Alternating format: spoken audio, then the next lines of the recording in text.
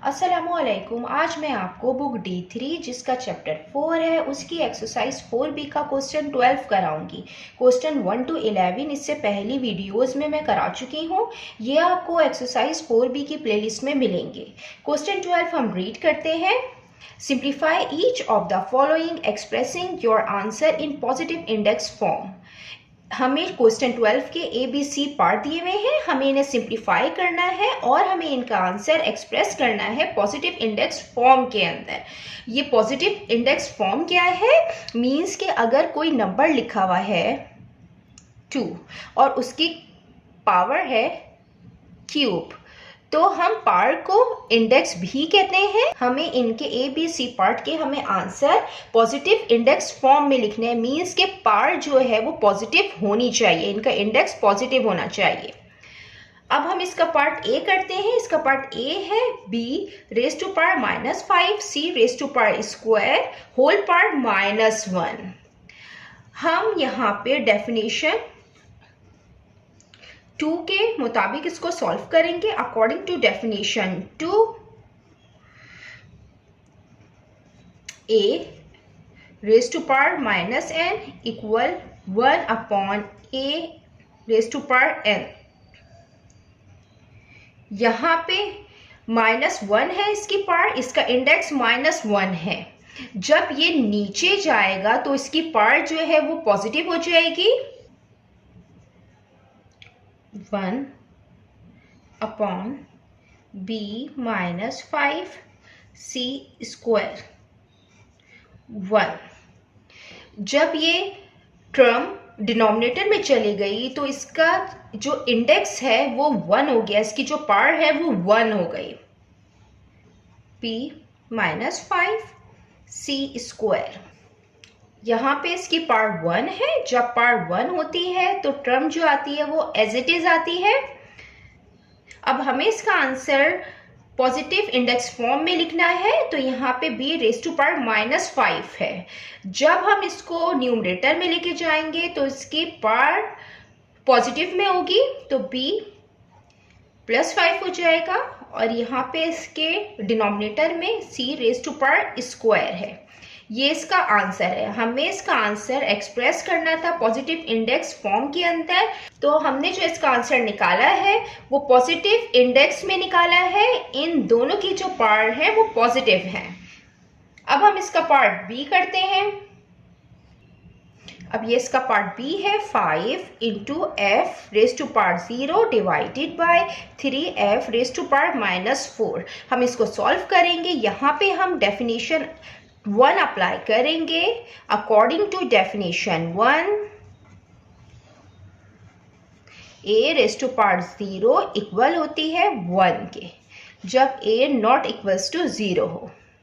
तो हम यहाँ पे इसको 5f से मल्टीप्लाई हो रहा है, तो यहाँ पे वैल्यू आ जाएगी 1f रेज टू 0 इक्वल है 1 के। डिवाइड के साइन लगाएंगे। 3 यहाँ पे जो है पावर माइनस में है, जब ये डिनोमिनेटर में जाएगी तो पावर प्लस में आएगी। अकॉर्डिंग टू डेफिनेशन 2,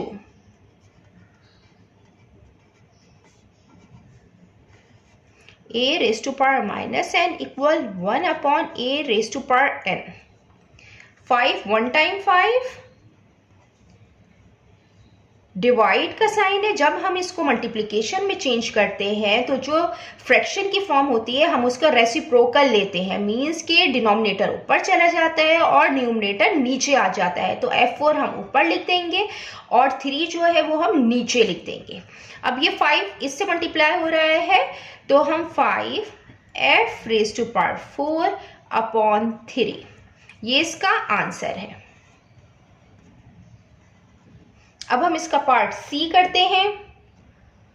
ये इसका पार्ट सी है 3 into c whole part 0 divided by c raise to power -3 into d raise to power 5 whole power -1। हम इनको सॉल्व करेंगे और हम जानते हैं according to definition 1 a raise to power 0 equal होती है 1 के। तो यहाँ पे 3c है और इसकी होल पावर 0 है, तो हम इसको 1 के बराबर करेंगे। 1 के इक्वल डिवाइड का साइन, यहाँ पे पावर जो है वो माइनस में है, जब ये डिनोमिनेटर में जाएगी तो पार्ट पॉजिटिव हो जाएगी according to definition 2 1 upon a raise to power n 1 upon c minus 3d5 ये -1 है तो ये पॉजिटिव में हो जाएगी इसकी पार्ट। किसी भी टर्म की पार्ट जब 1 होती है तो वो टर्म एज इट इज आती है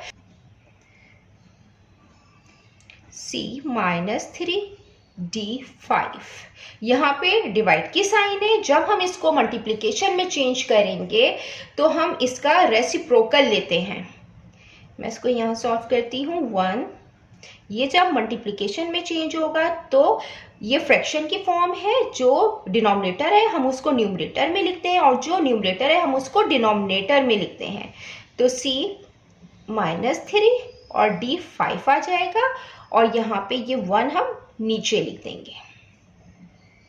जब किसी भी टर्म के नीचे 1 होता है तो वो टर्म एज इट इज रहती है, उसके ऊपर कोई फर्क नहीं पड़ता, और जब ये टर्म 1 से मल्टीप्लाई होगी तब भी ये एज इट इज आएगी। c -3d5 हमें इसका आंसर पॉजिटिव इंडेक्स फॉर्म में लिखना है, मीन्स कि इनके जो इंडेक्स है, इनकी जो पावर है वो पॉजिटिव होनी चाहिए।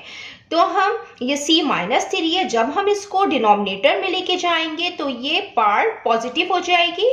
तो d5 ये ऑलरेडी पॉजिटिव है, इसको हम ऐसे ही लिखेंगे, इसको हम नीचे लेके चले जाएंगे तो c raise to power cube ये पॉजिटिव हो जाएगी। तो d raise to power 5 upon c raise to power cube ये इसका आंसर है। जितना मैंने एक्सप्लेन किया है, अगर इसमें कोई भी क्वेरी है तो आप कमेंट्स में मुझसे पूछ सकते हैं। अल्लाह हाफिज।